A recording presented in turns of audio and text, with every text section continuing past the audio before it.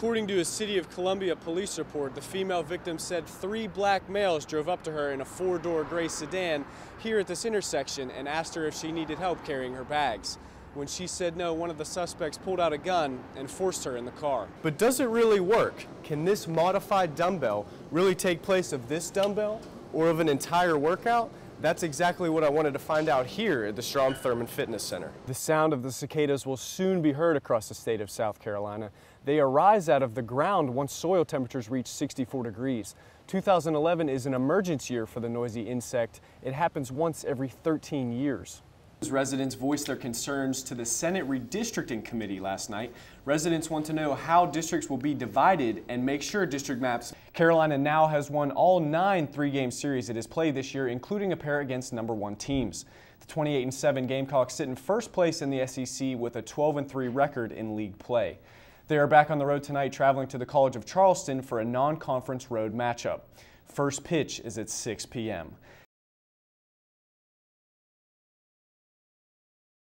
We caught up with him Sunday at USC's indoor practice facility.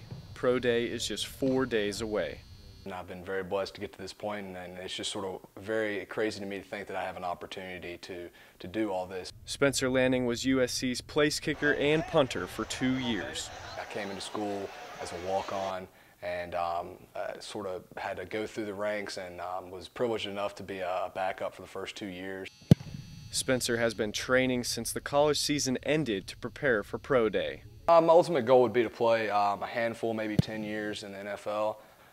Eventually, I'd like to go to med school, do something in medicine. Spencer even received advice from one former USC kicker who is now in the NFL. That's kind of a neat day because you've worked your whole life for that opportunity, and Spencer just needs to be himself and go out and kick the ball the way he's capable of, and it's going to be fun to see his journey and see all the success that he's going to have. So I'm excited about it. I'm excited. It's like I said, it's just weird not having anything to do, and you're just planning for one day. Then the day finally came. Overall, scouts from 28 of the NFL's 32 teams came to USC's Pro Day. The event had to be moved to the Gamecocks' indoor facility because of bad weather. However, scouts did get to see Spencer kick early in the day here at Williams-Brice Stadium. Beginning with kickoff, Spencer kicked extremely well through the wind and the rain, putting a few in the end zone. He also punted well, hitting 3 punts with a hang time over 5 seconds. Spencer started kicking at 9 in the morning, about 3 hours earlier than usual. We went out about 8:30 in the morning. It's the first time probably in my life I've been out that early kicking. Overall, Spencer says he kicked pretty well. My field goals left a lot to be desired, but made some solid contact with the ball, and I think I really put myself in a good position. Spencer's dad says his son's time at USC has been more than a positive experience. It's helped us grow as a family, and we're going to be lost next year. From a walk-on at USC to potentially the NFL, the Lanning family will have to wait a few more months to find out if football will carry over from Saturday to Sunday. Steve Huegel, Carolina News. Come on, baby.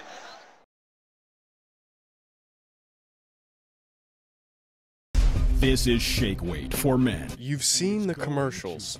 It's a modified dumbbell that creates a vibrating effect to work out muscles. It looks funny, but by August of 2010, the company reported more than 2 million shake weights had been sold. But does it really work? Can this modified dumbbell really take place of this dumbbell or of an entire workout? That's exactly what I wanted to find out here at the Strom Thurmond Fitness Center. We got 2 participants to help us find the answer. Anthony. First time I saw the commercial for the shake weight, I thought it was a total joke. And Michelle. I kind of took it as like a sexual reference joke. The commercial says you can get ripped in no time by using it for only 6 minutes a day. And that's exactly what Anthony and Michelle try to do.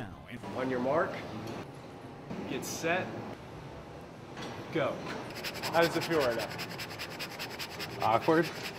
Fine. Is it burning? Not really. But using one arm was a little different. One arm's a little bit trickier. It doesn't quite shake. Doesn't have the flow. Definitely not working as well as the 2. Does it work one arm? Anthony started to struggle pretty early in the game. How do you do this for 6 minutes? Holy crap. But Michelle was still going strong. I'm fine. The shake weight became too much for Anthony. Yeah, I think I'm done. You think you're done? Yeah, I think we're good. Well, Anthony lasted 2 minutes and 10 seconds. But Michelle was able to last the entire 6 minutes. 3, 2, 1. Good job, good job. You made it. After the workout, would either student consider using the shake weight for their workout? It didn't work out my legs, and I didn't really feel it work out my abs. It's just not a good workout. But what would a trained health expert think?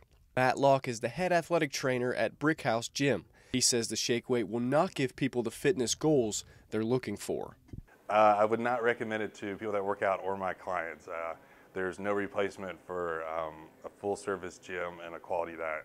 At the end of the day, the shake weight might be a quick fix for some, but our trial run didn't find any fans. Steve Huegel, Carolina News.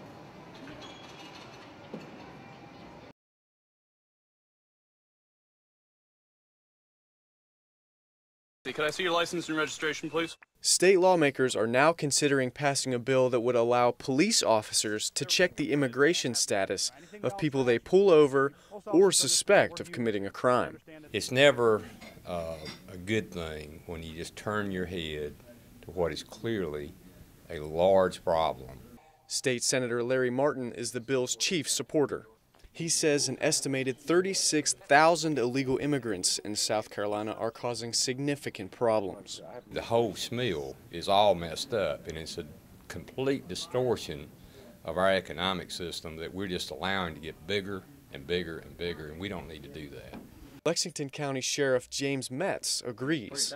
We're seeing a lot more foreign-born individuals that are illegal, living in our county and committing crimes. And Sheriff Metz has already implemented a new anti-illegal immigration program. Now, Lexington County can verify someone's status when they are arrested by running their fingerprints through a national database.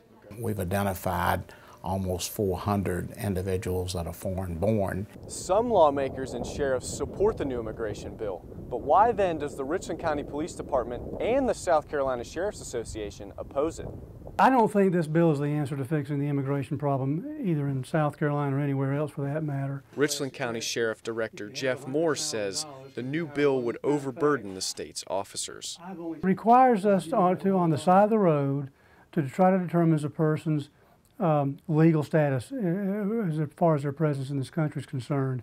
That is something that can't be done in 5 minutes. And that's a worry for us because we can't keep them on the side of the road for an hour. Executive Director of the South Carolina Troopers Association, David Latimer, agrees. If that trooper were to be detained with an illegal immigrant, then he or she might not be able to respond to a crash or another call for assistance. If the new bill becomes law, here's how it would work. An officer must have reasonable suspicion before he verifies a suspect's status. An officer cannot decide suspicion based on skin color or an accent.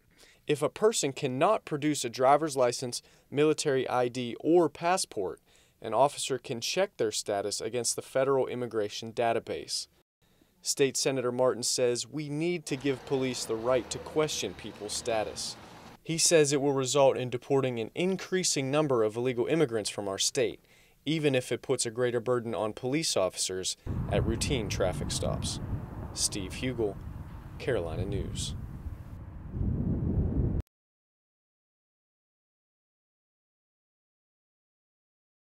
It used to be they'd take a test, I'd have to grade it, I might get it back to them 3 or 4 days later. But now they know, after they've done 3 questions, whether they've gotten them right or not.